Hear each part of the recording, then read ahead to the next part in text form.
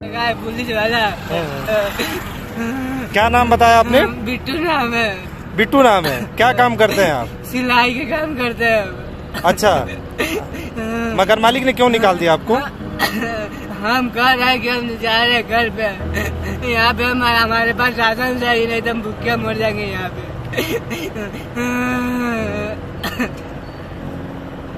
और काम वाम बंद हो गया है? काम हम सब बंद हो गया है। पुलिस ने क्यों मारा आपको? हम जा रहे थे अपना दीदी के पास, वहाँ पे खाना तो खाएंगे ना, वहाँ पे जिंदा रहेंगे। इसीलिए पुलिस आ रहे थे तो पुलिस वाला मार दिया। कहाँ मार दिया? यहाँ पे मार दिया है। अच्छा, पुलिस वाला कितना बड़ा दिल है ये कि एक बालक का जी करते। कहाँ रहती है दीदी आपकी? यहाँ रेस कोच में रहता है।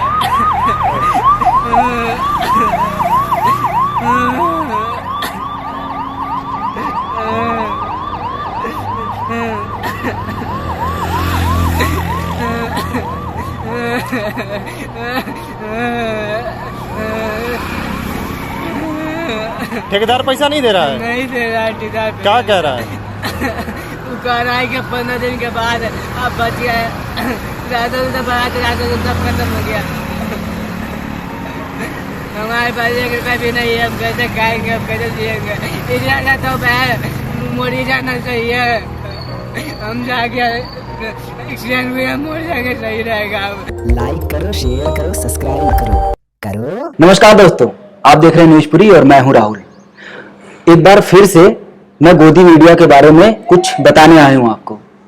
तो जो अभी रह रहकर जो गोदी मीडिया है कोमा में चली जाती है, फिर से एक बार जाग उठी है। उसके बगिया में रह रहकर फूल खिल जाते हैं। तो फिर अभी एक मुद्दा ऐसा मिला है जिसपे वो बिल्कुल चहक उठी है। तो मैं आपको उसके पहले थोड़ा सा क्रिस्प में बताऊंगा कि गोदी मीडिया आखिर कैसे काम करती है। मैं इसके बाद में वीडियो एकदम बिल्कुल डिटेल में बनाऊंगा, पर अभी थोड़ा सा मैं बताना चाहता हूं कि जिसको देखकर आप बिल्कुल ओपिनियन एक फॉर्म कर लेते हैं कि किसी धर्म, जाति, समुदाय के प्रति नफरत अपने दिलों में भर लेते हैं और उनके प्रति एक नजरिया तैयार कर लेते हैं, घृणा अपने दिलों में भर लेते हैं। तो मैं उसके बारे में बताना चाहूंगा कि ये चैनल कैसे काम करते हैं, किसके इशारों पर काम करते हैं और किस तरीके से प्रोपोगेंडा फैलाते हैं। तो मैं बताना चाहता हूं आपको कि जो ये चैनल्स हैं ये कहीं ना कहीं बीजेपी पार्टी से जुड़े हुए हैं। इनका ओनर या तो बीजेपी से जुड़ा हुआ है या फिर इसके जो एंकर है वो बीजेपी से किसी ना किसी तरीके से जुड़े हुए हैं। तो आप बोलेंगे कैसे? तो मैं आपको ऐसे नहीं बता रहा हूं, आप जाके खुद इसका रिसर्च कर सकते हैं। मैं आपको शॉर्ट फॉर्म में बता देता हूं। जैसे कि आप देखते हैं जी न्यूज पे एक आदमी बैठता है, रात के 9 बजे प्राइम टाइम करता है, सुधीर चौधरी के बारे में आपको थोड़ा सा बता दूं। ऐसे शायद आप जानते होंगे कि लोग उसे सुधीर तिहाड़ी भी बुलाते हैं। वो क्यों बुलाते हैं कि जो ये आदमी है ये घूस लेते, मतलब कि फिरौती लेते समय ये पकड़ा गया था और पकड़ने के बाद ये इसको तिहाड़ जेल भेज दिया गया था। वही तिहाड़ जेल जिसमें बड़े से बड़े कैदी, बड़े से बड़े क्रिमिनल, आतंकवादी वहां पे कैद रहते हैं। तो मुझे लगता है शायद कहीं ना कहीं सुधीर चौधरी वहीं से इन्फ्लुएंस है। शायद जाके वहीं से जिहाद और सारी जो चीजें जमाती और जिहाद की बातें अपने टीवियों पर रोज करता रहता है आदमी। मुझे लगता है कहीं ना कहीं वहीं से सीख के आया है। तो मैं बात कर रहा था ओनर की। जी टीवी के ओनर हैं सुभाष चंद्रा, जो कि बीजेपी के सांसद हैं। तो आप ऐसे चैनल से, जो कि खरीदा भी नहीं गया है, जो कि बीजेपी का एक आदमी ओन करता है, उस पे कैसे ये बात आप हजम कर सकते हैं कि आपको वो सही तरीके का न्यूज देगा, वो अनबायस्ड होंगे? कैसे आप बिलीव कर सकते हैं इस पे? अगर आपको विश्वास नहीं हो तो आपकी जानकारी के लिए मैं बता दूं कि यूट्यूब पे एक चैनल है, इंडियन एक्सप्रेस का ऑफिशियल चैनल है।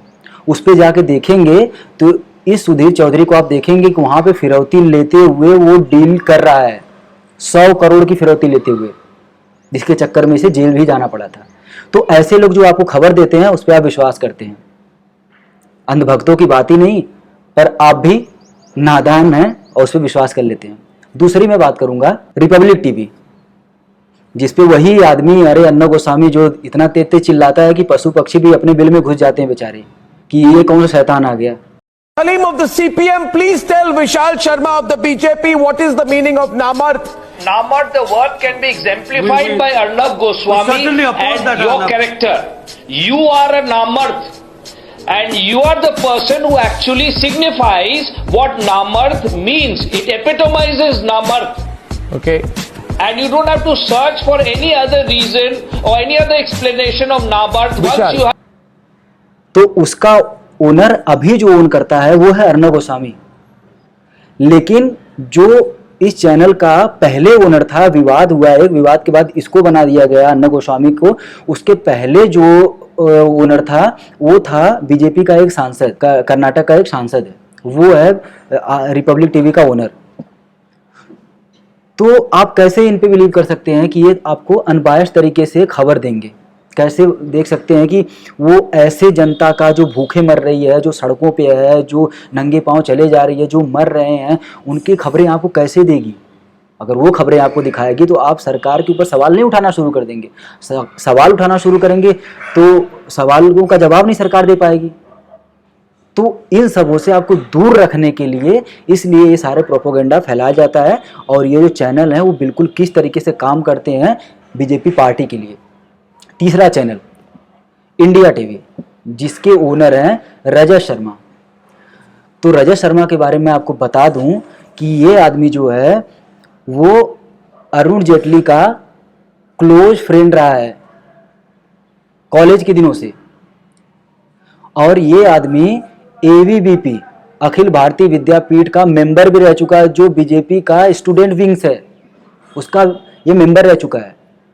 तो किस तरीके से ये लोग जाल फैलाते हैं, किस तरीके से आपको एक खांचे में बिठाने की कोशिश कर रहे हैं कि आप इसी तरीके सोचना स्टार्ट करो, आप एक खास समुदाय, खास जाति, खास धर्म के प्रति नफरत पैदा कर लो अपने दिलों में। तो कैसे आप इनमें बिलीव कर सकते हैं?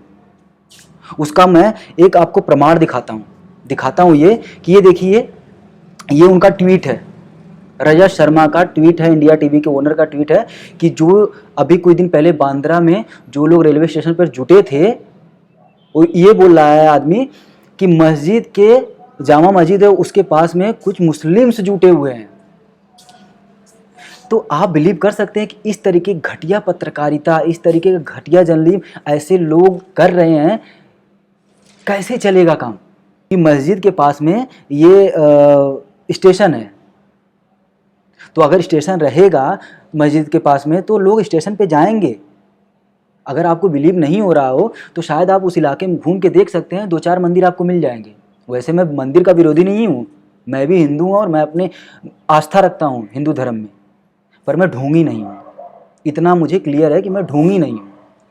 तो ऐसे लोगों पे किस तरीके से आप बिलीव कर सकते हैं कि आपको सच्ची खबरें दिखाएंगे और ये सही तरीके की इन्फॉर्मेशन आप तक पहुँचाएंगे, जिनको हर बात में हिंदू मुस्लिम, हर बात में धर्म, हर बात में जाति, हर बात में संप्रदाय, हर बात में कम्युनलिज्म भरा ही भरा होता है। उसी नज़रिए से आपको दिखाना चाहते हैं ये लोग। तो कैसे इनकी पत्रकारिता पर विश्वास किया जा सकता है? तो ऐसे बहुत सारे चैनल हैं जो कि या तो बीजेपी उसको फंडिंग करती है या फिर बीजेपी से जुड़े हुए हैं वो, मतलब कि बीजेपी उसमें पैसा लगाती है या फिर बीजेपी से जुड़ा हुआ बिजनेसमैन कोई उसमें पैसा लगाता है, उनको एडवर्टीजमेंट मिलता है वहाँ से। तो इस तरीके से ये काम करते हैं। एबीपी न्यूज़ जो है उसका एबीपी माझा करके महाराष्ट्र का जो चैनल है उसके एक रिपोर्टर को गिरफ्तार कर लिया गया है महाराष्ट्र पुलिस के द्वारा। क्यों? क्योंकि उसने गलत रिपोर्टिंग ये कर दी थी कि बांद्रा स्टेशन पर 2 ट्रेनें लगाई जा रही हैं जिसमें मजदूर भर के जा रहे हैं अपने गांव की तरफ। इसकी वजह से वहाँ के रिपोर्टर को गिरफ्तार कर लिया गया है। उसके बाद एबीपी का बिल्कुल सुर ही बदल गया है। देखिए ये स्टार एबीपी के स्टार एंकर हैं, ये देखिए इनको। उठा रहा है, क्या मस्जिद से लोगों को जमा होने के लिए उकसाया गया है? बड़ा सवाल। क्या मुस्लिम नेताओं ने भाषण देकर लोगों को उकसाया और यहाँ भीड़ इकट्ठा की? लोगों की भीड़ के लिए क्या जामा मस्जिद जिम्मेदार? हजारों लोगों को मस्जिद की ओर से इकट्ठा किया गया है। क्या व्हाट्सएप मैसेज के जरिए से या फोन कॉल के जरिए से इस भीड़ को इकट्ठा किया गया? क्या था कि 2 ट्रेनें चली हैं और बांद्रा टिकट खिड़की पर, बांद्रा स्टेशन की टिकट खिड़की पर टिकट्स मिल रही हैं। तो ये 2 ट्रेनें जो हैं वो यूपी बिहार के लिए लगी हैं। आप लोग फौरन पहुंचिए, इन ट्रेनों में बैठिए, अपने घरों को आप रवाना हो जाइए, क्योंकि 19 दिन अभी और लॉकडाउन को सहना होगा। तो अफवाह के मारे भी ये लोग वहां पर इकट्ठा हुए और आपने देखा क्या वहां पर स्थिति और हालात थे। अच्छा, जो लोग इसे मुस्लिम लोग वहां इकट्ठा हुए हैं ये बताने की कोशिश कर रहे हैं, वो झूठे हैं। ये मैं क्लियर कर दूं आपको। पर मैं ये जानता हूं कि ये क्यों हो रहा है। ये इसलिए हो रहा है कि अभी भी जितने मुद्दे थे बीजेपी के चुनाव लड़ने के, जितने भी मुद्दे थे इस देश में, वो सारे शायद ख़त्म हो चुके हैं। चाहे वो मस्जिद मंदिर का हो अयोध्या का, चाहे वो 370 का हो, चाहे वो 3 तलाक का हो, ये हिंदू मुस्लिम का शायद ख़त्म हो चुका है। तो ये इसलिए प्रोपेगेंडा इसलिए फैलाया जा रहा है कि बाद में जाके बीजेपी इसका फ़ायदा उठा पाए, अपने झोली में इस चीज़ को भर रही है कि बाद में लोगों को और हमको और आपको बरगलाया जा सके कि देखिए ये लोग ऐसा कर रहे थे, ये लोग जिहाद कर रहे थे, ये लोग इस टाइम पे ऐसा कर रहे थे, और आपको बरगला करके फिर से सत्ता में आ सके। तो ये इसलिए किया जा रहा है, आपको पता भी नहीं चलता है, और ये लोग अपने वोट बैंक की तैयारी में लगे रहते हैं हमेशा। तो मैं आपको बता दूं, मेरे हिसाब से वहाँ पर कोई मुस्लिम नहीं, कोई हिंदू नहीं था, मेरे हिसाब से वहाँ पर मजदूर थे।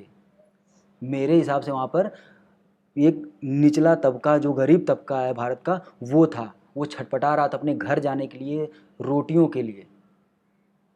इसका जवाब सरकार के पास नहीं है, इसका जवाब मीडिया के पास नहीं है। मेरे हिसाब से ये सवाल मीडिया को पूछना चाहिए था सरकार से आज के टाइम पे, कि उनके लिए कौन सी व्यवस्था की गई। जब आप आते हैं टीवी पे और बोलते हैं ये बातों को कि लॉकडाउन को लोगों ने बहुत अच्छे से निभाया, बहुत हमारी मदद की, देश हमारे साथ चल रहा है, लोग इसी तरीके की हम लोगों से उम्मीद करते हैं, तो प्रधानमंत्री जी मैं आपसे एक बात पूछना चाहता हूँ कि सिर्फ आप हमसे उम्मीद करते रहेंगे, गरीबों से उम्मीद करते रहेंगे, गरीब लोग आपकी सिर्फ मदद करते रहें, आप गरीबों के लिए क्या कर रहे हैं ये तो बताएंगे। लोग 10 बजे से इसलिए बैठे हुए थे टीवी खोल करके कि वहाँ प्रधानमंत्री जी आएंगे, शायद ये बोले कि कोई पैकेज लेके आए हो, कोई राहत के लिए कुछ सामग्री का वितरण होगा, शायद कुछ ऐसी चीज़ें बात करेंगे, कोई खाने की बात होगी, उनके रहने की बात होगी, कोई उनको राहत कोष की बात होगी। कुछ नहीं हुआ। क्या बोला गया कि आपने हमारी मदद की, हमदर्दी दिखा दी। तो हमदर्दी से पेट भरता है क्या? मैं आपसे पूछना चाहता हूँ, हमदर्दी से पेट भरता है? हमदर्दी से पेट नहीं भरता साहब। खाने के लिए, रहने के लिए जगह चाहिए। 7 मंत्री वो पता नहीं क्या चुतियापा बता के चले गए, उससे क्या ज्ञान से उससे पेट भरेगा लोगों का? ऐसा तो नहीं होता है। कुछ चूतियों की वजह से, कुछ जाहिलों की वजह से पूरी कम्युनिटी बदनाम होती है, पूरी कम्युनिटी की बर्बादी होती है। ये वो नहीं समझते हैं। उनको उठाओ और जेल में डालो, उनको कौन रोक रहा है? पर उनकी वजह से सारे लोगों पर इल्ज़ाम लगा देना और इसको 2 भागों में बांट देना, डिवाइड कर देना, ये कहाँ तक का न्याय है? कहाँ तक मीडिया कर रही है और कहाँ? मैं मीडिया की तो बात ही करना भूल रहा। मैं मीडिया की बात ही नहीं कर रहा हूँ, क्योंकि मीडिया कभी भी ऐसा नहीं कर सकती है। वो क्यों कर रही है मैं पहले बता चुका हूँ आपको। कि मैं अपने पर्सनल बात बता रहा हूँ कि मेरे कुछ ऐसे जानने वाले, मेरे खुद ऐसे कुछ रिलेटिव्स जो जाके दूसरे शहरों में फंसे हुए हैं, जो वहाँ से निकल नहीं पा रहे हैं। कोई दवा कराने के लिए गया था, कोई किसी से मिलने के लिए गया था, कोई बहुत ज़रूरी काम से गया था बाहर, वो वहीं पे फंसा हुआ है, वो निकल नहीं पा रहा वहाँ से। वो कोई प्लान करके नहीं गया था वहाँ पे, ना उसको खाने के लिए मिला है, ना उसके पास रहने की जगह है। इसकी कोई बात नहीं कर रहा है, कोई भी कहीं बात नहीं की जा रही है। सारे सवाल गायब कर दिए गए हैं। ये कहाँ तक फेयर है? कैसे चलेगा ये सब? क्या हिंदू मुस्लिम एक बीमारी में घुसेड़ देना क्या सही चीज़ है? नहीं सही चीज़ है साहब। हमें रहने की जगह दीजिए, हमें खाने के लिए चाहिए। दिल्ली में कुछ लोग ब्रिज के नीचे आ गए हैं, हज़ारों हज़ार लोग जिनके पास रहने की जगह नहीं है, उनकी क्या व्यवस्था है? सिर्फ हमदर्दी कर दो, इससे काम चला जाए? नहीं साहब, ऐसा नहीं होता है। तो मैं जाते जाते आपसे एक सवाल करके जाता हूँ, आपसे रिक्वेस्ट है कि आप अपनी प्रतिक्रिया इस पर ज़रूर दें, कमेंट में ज़रूर बताएं कि आप इस पर क्या सोचते हैं। मैं आपसे पूछना चाहता हूँ, क्या हमने ऐसे ही भारत के सपने देखे थे? क्या हम ऐसा ही भारत खड़ा करना चाहते हैं? क्या हम अपने बच्चों के लिए, भविष्य के लिए ऐसा ही छोड़ के जाना चाहते हैं? कि उसमें नफ़रत हो, हिंसा हो, जातिवाद हो, संप्रदायवाद हो, ऐसे ही छोड़ के जाना चाहते हैं, जिसमें लोग कटें, मरें, एक दूसरे को मारें, ऐसा ही चाहते हैं हम लोग। नहीं साहब, हम लोग प्यार चाहते हैं, हम लोग सद्भावना चाहते हैं, एक दूसरे से मिल के रहना चाहते हैं, भाईचारा चाहते हैं, और कुछ नहीं। इसके अलावा कोई तरीका नहीं है हमें सुख और शांति से रहने के लिए। एक ही तरीका है। जब तक ये होता रहेगा तब तक हम सुख शांति में रह ही नहीं सकते। हम हमेशा ऐसे ही दुखों को झेलते रहेंगे, क्योंकि दूसरा ऑप्शन नहीं है हमारे पास। कुछ भी नहीं कर सकते हम, ऐसे ही हमेशा झेलते रहेंगे और ऐसे ही चलता रहेगा। तो ये आपसे हाथ जोड़ के विनती है कि आप लोग थोड़ा समझें, और जो अंधभक्त बने बैठे हैं उनकी तो मैं बात ही नहीं कर रहा हूँ, लेकिन जो बहकावे में आ जाते हैं वो इस बात को समझें। क्या हम ऐसे ही भारत चाहते हैं? ये आपकी ज़िंदगी है, आप जैसा चाहेंगे वैसा इसको बनाएंगे। मैं कौन होता हूँ आपको सही गलत ठहराने वाला? पर मैं एक बात बता सकता हूँ आपको कि क्या सही है और क्या गलत है। चूज आपको करना होगा कि किस रास्ते पर आपको जाना है, सही या गलत पे। तो मेरा ये ओपिनियन है, आप प्लीज़ कमेंट में करके बता सकते हैं। अगर आपको ये वीडियो पसंद आई हो तो आप इस वीडियो को लाइक कर सकते हैं, आप वीडियो को शेयर कर सकते हैं। अगर आप चैनल पर नए हैं तो चैनल को सब्सक्राइब कर सकते हैं, और आपका इस बारे में क्या ओपिनियन है आप कमेंट में करके बता सकते हैं। धन्यवाद।